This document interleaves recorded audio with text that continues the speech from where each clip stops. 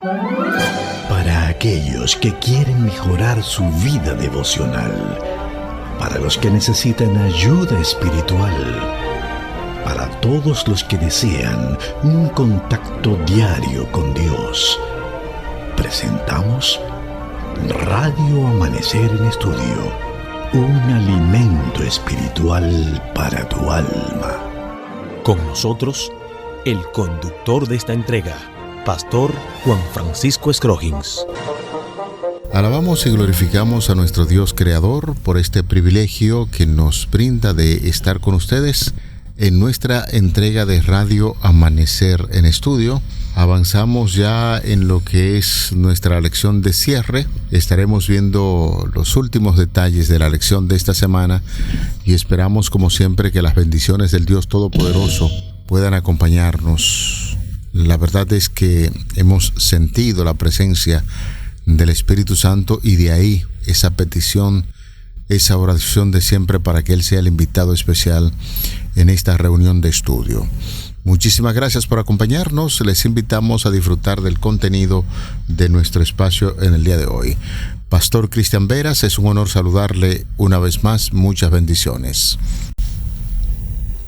Qué bendición, mi estimado amigo y hermano Pastor Juan Francisco Scroggins, poder disfrutar del estudio de esta lección tan maravillosa que estamos presentando y que podemos alabar a Dios a través de el estudio de su palabra. Por eso, Pastor, yo digo que estas lecciones son sumamente atinadas, han llegado en el momento preciso para que el pueblo de Dios se centre en un estudio profundo acerca de el libro de Daniel, de Apocalipsis y de las profecías que tienen que ver con el juicio y la purificación del santuario. Esto es una realidad.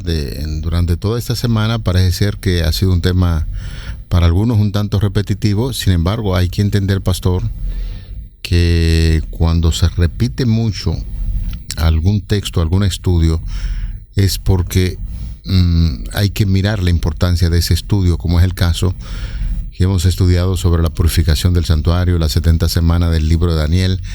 En fin, este ha sido un tema que ha sido debatido ampliamente durante toda esta semana y es por ello que entendemos que las bendiciones de Dios deben acompañarnos mediante la presencia del Espíritu Santo para darle un toque final a este asunto de las 70 semanas y la purificación del santuario.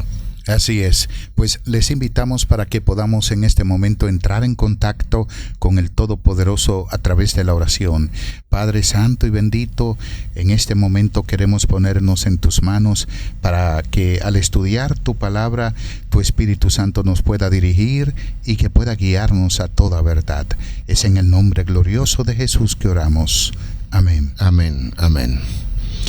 En lo que es nuestro resumen o la fase final del estudio para esta semana, volvemos a insistir en el asunto de la forma rápida de ver la profecía de las 70 semanas de Daniel capítulo 9, los versículos del 24 hasta el 27. Es un asunto de mucho interés poder reconocer esta profecía que está incluida en otra de un alcance todavía mayor en cuanto al tiempo se refiere, como es el caso de los 2.300 días que ya hemos determinado durante esta semana, que deben computarse días por año, aunque definitivamente esto no es aplicable a todo lo que tiene que ver con la fecha, como en torno a los días reales, como es el caso de la creación y otras fechas que menciona la palabra de Dios. Pero en torno a esta profecía, pues determinamos que hay que tomar ese principio bíblico de día por año para que pueda ser aplicable justamente a ese periodo que estuvimos analizando durante esta semana, Pastor Veras. Así es. Cuando hablamos de las 70 semanas, estamos hablando de Daniel capítulo 9. Pero hablar de Daniel capítulo 9 sin haber estudiado el 8 es imposible, porque la visión no está en el 9. En el 9 se explica la visión. La visión de las 70 semanas están en el capítulo 8, los versículos 13 y 14, cuando el ángel se le aparece a Daniel y le está explicando. Daniel es un hombre inquieto que quiere siempre aprender y que a beneficio de las razas venideras él habla y pregunta. Por eso en el capítulo 13, en el capítulo 8, él pregunta acerca de la visión, se le explica y él dice: entonces oí a un santo que hablaba y otro de los santos preguntó a aquel que hablaba: ¿hasta cuándo durará la visión del continuo sacrificio y la prevaricación asoladora, entregando el santuario y el ejército para ser pisoteados? Y él dijo: hasta 2300 tardes y mañanas, luego el santuario será purificado. En Daniel capítulo 8 encontramos que Babilonia ya no existe en el contexto profético. ¿Por qué Babilonia ya no existe en el contexto profético? Porque había pasado. En el momento que se le da la visión a Daniel, ya no existía Babilonia como tal. Había pasado al desuso, había pasado al olvido, porque en el 539, la noche del 12 de octubre, 539 a.C., Darío el Medo, no confundir con Darío el que liberó al pueblo de Israel en el segundo cautiverio, la segunda liberación después de Ciro, no tiene que ver con él. Darío el Medo, llamado Gobrias o Gúbaro, posiblemente fue, algunos dicen que fue hijo del rey Astiages el rey de Media, por eso se llamaba Darío el Medo, era tío de Ciro y posiblemente su suegro también. Este Darío, por orden de Ciro, llegó a Babilonia, y entonces conquistaron el 12 de octubre 539 a Babilonia. Por eso no se encuentra contemplada en esa profecía de Daniel capítulo 8. Si vemos el 8.1, pastor, ¿puedes leer para nosotros, por favor, Daniel capítulo 8, los versículos 1 y siguientes? Sí, pastor, vamos entonces a leer en las Sagradas Escrituras capítulo 8. El versículo 1 nos dice: en el año tercero del reinado del rey Belsasar, me apareció una visión a mí, Daniel, después de aquella que me había aparecido antes. Gracias, pastor. Notemos que está diciendo en el año tercero del reinado de Belsasar. Belsasar no fue hijo de Nabucodonosor. Cuando vemos las dinastías de Babilonia, primero estuvo Nabopolassar, luego estuvo Nabucodonosor II, su hijo. Después de Nabucodonosor estuvo su hijo llamado Amel Marduk. Es conocido en Jeremías capítulo 51, versículo 32, como Evil Merodac. Luego de Evil Merodac, él fue asesinado por su cuñado Neriglisar o Nergalsar-Usur y gobernó tan solo 4 años. A los 4 años de estar gobernando murió.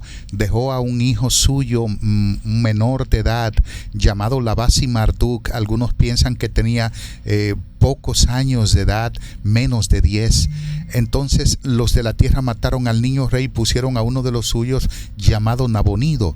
Nabonido era esposo o fue esposo de una de las hijas de Nabucodonosor, y entonces él era un religioso. Se fue a edificar la ciudad de Tema en Arabia y a dedicarse al culto a la diosa Luna, la diosa Sin, y confió el reino a su hijo Belsasar, quien tenía unos 26 años de edad. Entonces, la noche del 12 de octubre, cuando Babilonia cae, está Belsasar. Por eso Daniel está diciendo: en el año tercero del reinado del rey Belsasar, me apareció una visión a mí, Daniel, después de aquella que me había aparecido antes. Es decir, la visión que está viendo Daniel está diciendo que fue durante el reinado del rey Belsasar. Esto pudo haber sido por el 553 a.C. Continúa diciendo el versículo 2: vi en visión, y cuando la vi yo estaba en Susa, que es la capital del reino en la provincia de Elán. Vi pues en visión, estando junto al río Ulai. Alcé los ojos y miré, y aquí un carnero que estaba delante del río y tenía 2 cuernos, y aunque los cuernos eran altos, uno era más alto que el otro, y el más alto creció después. Versículo 4 continúa diciendo: vi que el carnero hería con los cuernos al poniente, al norte y al sur, y que ninguna bestia podía parar delante de él, ni había quien escapase de su poder, y hacía conforme a su voluntad, y se engrandecía. Así es. Notemos que el versículo 3 dice que alzó los ojos y miró, y un carnero. Los carneros eran animales limpios que se utilizaban en el sacrificio del santuario. De hecho, los animales que encontramos en Daniel capítulo 7 no son limpios para el sacrificio del santuario, pero los de Daniel 8 sí, y tienen posiblemente una razón. En Daniel 7 no está presentando a Cristo como sacrificio, lo está presentando como rey. El libro de Daniel presenta a Cristo como rey y sacerdote. El 7 lo presenta como rey. Noten que hay un paralelismo entre Belsasar, el hijo de Nabonido, quien es corregente de su padre, y Cristo, que en la misma visión del capítulo 7, los versículos 13 y 14, presenta a Cristo como corregente de su Padre Dios, el creador y fundador de todo el universo. Entonces hay un paralelismo entre un rey humano y Cristo, Belsasar y Cristo.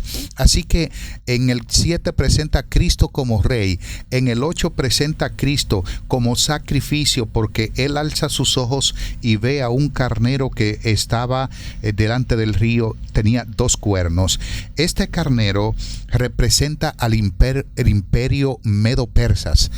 ¿Por qué Media y Persia? Porque Media era gobernado por Astiages y Persia era gobernado por Ciro.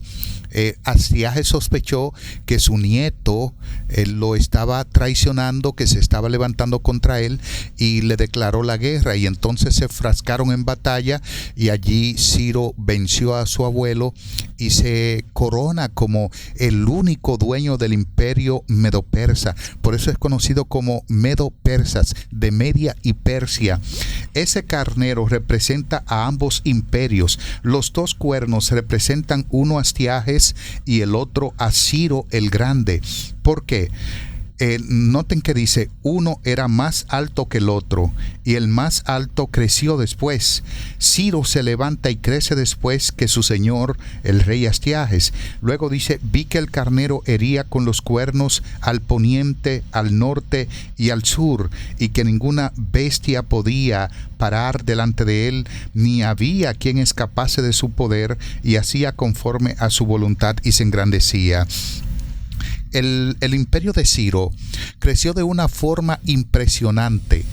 Cuando se levantaron en una triple alianza, Nabonido de Babilonia, Creso de Sardis y Amasis de Egipto, para frenarlo, de una forma extraordinaria, Ciro los venció a todos, incluyendo también a su abuelo, el rey Astiages, y entonces marcha con la grandeza de su poder y se hace dueño absoluto de todo el imperio medo-persas, y es lo que está presentando en el capítulo 8 del libro de Daniel. Pastor, dice el versículo 5, mientras yo consideraba esto, he aquí un macho cabrío venía del lado del poniente sobre la faz de toda la tierra sin tocar tierra, y aquel macho cabrío tenía un cuerno notable entre sus ojos. Importante considerar esto. ¿A qué se está refiriendo el macho cabrío? Utilizando la forma de verbal, diciendo que venía del lado del poniente donde se pone el sol, nos imaginamos que es esto, sobre la faz de toda la tierra, sobre el occidente, sin tocar tierra, y aquel macho cabrío tenía un cuerno notable sobre sus ojos. ¿Quién es ese macho cabrío? ¿Por qué del lado del poniente? ¿Y por qué la forma como tan acelerada cuando dice que aquel macho cabrío tenía un notable cuerno entre sus ojos? El macho cabrío representa a Grecia o Yaván. El cuerno notable entre sus ojos representa a Alejandro el Grande, hijo de Filipo II de Macedonia. Alejandro se levanta a raíz de la muerte de su padre por el 323 a.C. y comienza a conquistar todo el mundo conocido. En ese momento no estaba reinando Ciro en Media y Persia, estaba Darío el IV. Este le envió un mensaje a Alejandro diciéndole que él podía ser el rey en Occidente y que él podía ser rey en Oriente. Y entonces él le dijo, tan seguro como hay un solo sol, así hay un solo rey, y ese soy yo. Hicieron la guerra y en 3 encuentros, en el final 331, Alejandro el Grande domina todo el mundo conocido, todo el mundo conocido, bueno, en su entorno, porque cuando quiso, mandó a construir 1000 barcos, y cuando quiso expandirse, entonces muere de una forma extraña. Algunos dicen que de una fiebre palúdica, otros dicen de una borrachera, y hay otros también que dicen que fue que lo mordió su mascota, que era un mono, y que murió. Lo cierto es que Alejandro muere. Por eso dice que tenía un cuerno notable entre sus ojos. Este es el único rey conocido en el texto, Alejandro el Grande, y él hería, viene desde el occidente y está conquistando a todo el mundo conocido. El occidente, que está desde donde sale, crece al sur hacia África, hacia el oriente Grecia, hacia Menor y Siria, y hacia la tierra gloriosa que es Palestina. Dice, con razón dice el versículo 8, que el macho cabrío se engrandeció sobremanera, pero estando en su mayor fuerza, aquel cuerno fue quebrado, y en su lugar salieron los 4 cuernos notables hacia los 4 vientos del cielo. ¿Será acaso que después que Alejandro muere le suceden 4 generales? Así es, pastor. A raíz de la muerte de Alejandro, sus 4 principales generales, Lisímaco, Ptolomeo, Casandro, se dividieron el reino. Y entonces por el 301, allí a través de guerras interminables, aparentemente ellos se dividen el reino. Mataron a la esposa de Alejandro el Grande, una joven persa llamada Roxana, mataron a su único hermano que tenía, llamado Felipe, y el niño que Roxana tenía en el vientre, le abrieron el vientre y lo mataron también. Era la costumbre para que no reclamara el reino más adelante. Ellos se dividieron el reino, y este es conocido como el Imperio Helenístico. El Imperio Helenístico va desde la muerte de Alejandro el Grande hasta la muerte de Cleopatra VII y su amante Marco Antonio. Es ahí donde llega el Imperio Helenístico, preparando el escenario para que la bestia terrible y espantosa que venía a gobernar todo ese entorno pues llegase, que representa a Roma en sus 2 fases.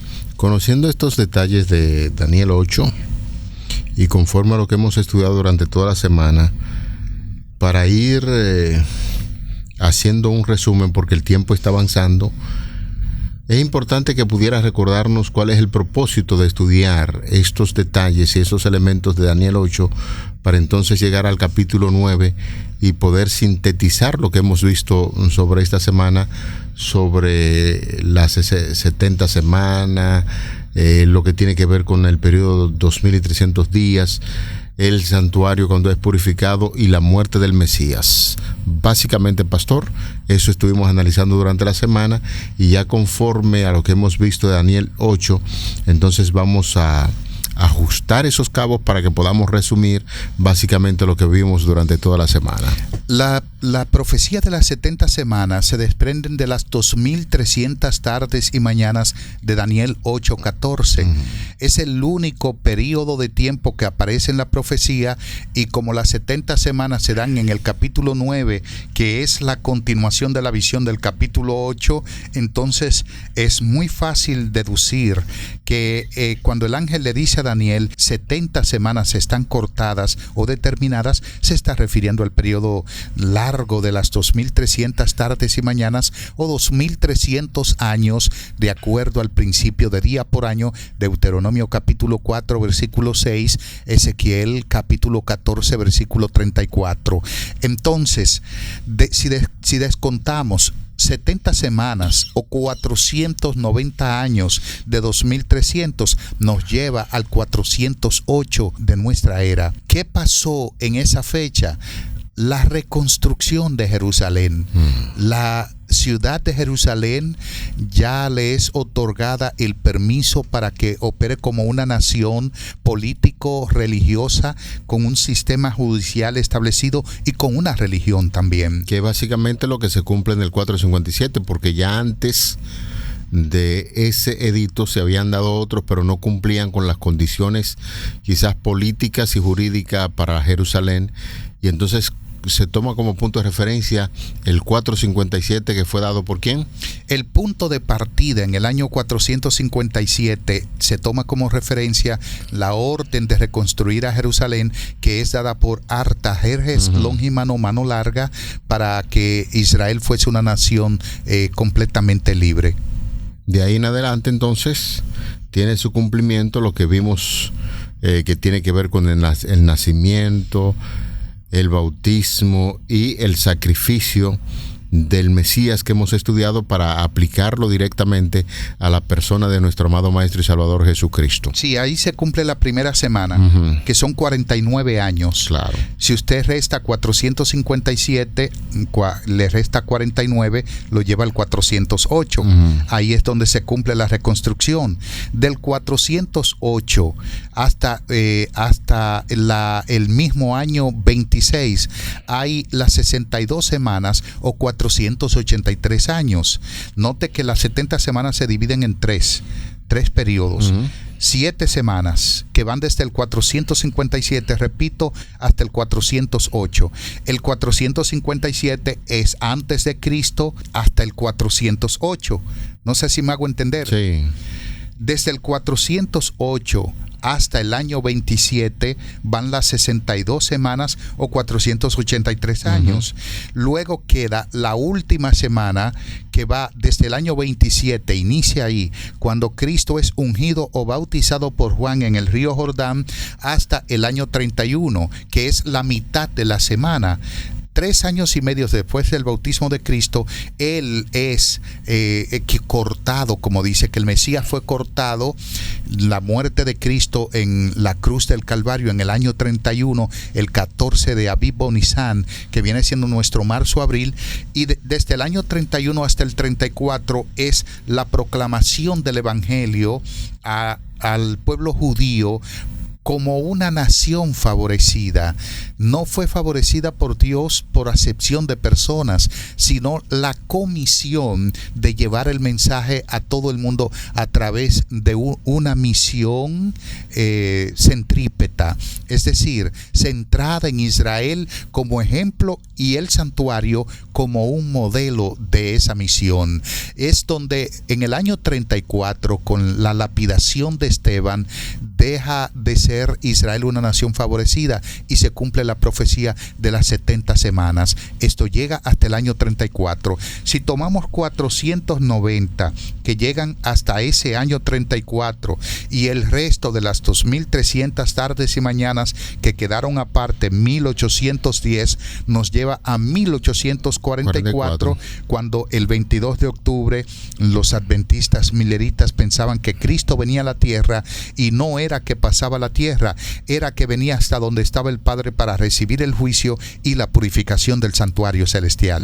Bueno, este tema fue debatido en esta semana. Anteriormente también lo habíamos tratado, y esto es así por considerarlo de tanto interés. Finalmente, pastor, ¿en qué consiste, para recordar una vez más, la purificación del santuario? En la economía judaica, en el santuario se hacía el Yom Kippur una vez al año, se hacía la purificación del santuario, y ahora vamos a tomar como punto de referencia para hacer la comparación en el Yom Kippur había una ceremonia de perdón de los pecados del pueblo, y ahora, ¿qué se pudo contaminar en el cielo que necesitaba una purificación? Sí, pastor, gracias por la pregunta. Cuando Daniel habla en Babilonia de la purificación del santuario, realmente no se está refiriendo al santuario terrenal. El santuario terrenal era solo una sombra de lo que habría de venir, que era el celestial. El día del Yom Kippur, o el día del juicio, ese día se hacía purificación. Era un día de juicio donde el santuario, no solamente el santuario era purificado, sino que también el pueblo era vindicado. A la vez que el santuario era purificado, el pueblo también era vindicado, y era una sombra de lo que Cristo haría. ¿Cuándo es contaminado el santuario celestial? Y si este lo es, al que no conocía pecados por nosotros lo hizo pecados. Cristo cargó con nuestros pecados en la cruz del Calvario, ascendió al cielo transfiriendo como nuestro sumo sacerdote simbólicamente nuestros pecados, y el santuario es contaminado con ellos, porque el pecado es tan grave que necesita obligatoriamente una solución inmediata, y la única solución fue que Cristo dio su vida, y con su sangre, que es la única sangre perfecta, Él la derramó para purificar el santuario, limpiarnos de nuestros pecados, y hoy nosotros hemos sido perdonados por la gracia del Señor. Eso es la purificación del santuario celestial. Amén. Estos detalles estudiados durante la semana y que fueron ampliamente repetidos en el día de hoy, para formar una conciencia clara sobre estas profecías bíblicas de Daniel, que nos extiende hasta el tiempo del fin, ha sido de mucho interés, y nosotros esperamos que el Espíritu Santo haya hecho ese trabajo de prepararnos para estas grandes verdades que encontramos en las Sagradas Escrituras. Pastor, estamos en la parte final de la lección de hoy. Esta semana nos ha servido para darle un vistazo a esos grandes acontecimientos que deben prepararnos para estar listo en la pronta venida de Jesús a esta tierra. Amén, amén. Así es, pastor. Lo cierto es que las ceremonias del santuario, del desierto o del templo, que estaban divididas en dos grupos principales, el culto diario y el anual, el ministerio diario de Cristo, conocido como el Tamid, y con Cristo como nuestro sumo sacerdote, estaba simbolizado por estas ceremonias diarias. El día anual de la expiación, pastor y estimados amigos, era un símbolo de la obra que Cristo debía emprender al final de la historia. Para un estudio detallado, nosotros podemos estudiar Levítico capítulo 16 y nos damos cuenta de eso. Por eso Daniel 8:14 anuncia el tiempo cuando debía comenzar esta obra especial, la purificación del santuario celestial, que abarca toda la obra del juicio final, que comienza con la fase de investigación y termina con la fase de ejecución, con la vindicación de los santos del Altísimo. Por eso Daniel capítulo 7 analiza y concluye que el juicio se dio a favor de los santos del Altísimo, porque concluyendo la fase de juicio, que repito, inicia con el juicio de investigación y termina con la fase del juicio de ejecución, entonces los santos son vindicados y se le entrega el reino. Amén. Llegamos al final de nuestra lección para el día de hoy. Básicamente, en estos minutos estuvimos haciendo un repaso de lo estudiado durante la semana, y vamos a agradecer a Dios en oración por darnos el privilegio de estudiar la Biblia. Querido Señor, estas lecciones están programadas para ponernos en contacto con las Escrituras, estas grandes verdades de las profecías que nos llevan hasta el tiempo del fin. Y ahora que estamos viviendo justamente en estos tiempos finales, queremos pedirte que nos ayudes a estudiar con más ahínco y deseo la palabra de Dios, para estar listos, preparados para cuando Jesús venga por segunda vez a esta tierra. No hay méritos en el ser humano, rogamos y pedimos estos favores en el nombre de Jesucristo, tu Hijo amado. Amén. Amén, amén. Para aquellos que quieren mejorar su vida devocional, para los que necesitan ayuda espiritual, para todos los que desean un contacto diario con Dios, hemos presentado Radio Amanecer en Estudio, un alimento espiritual para tu alma.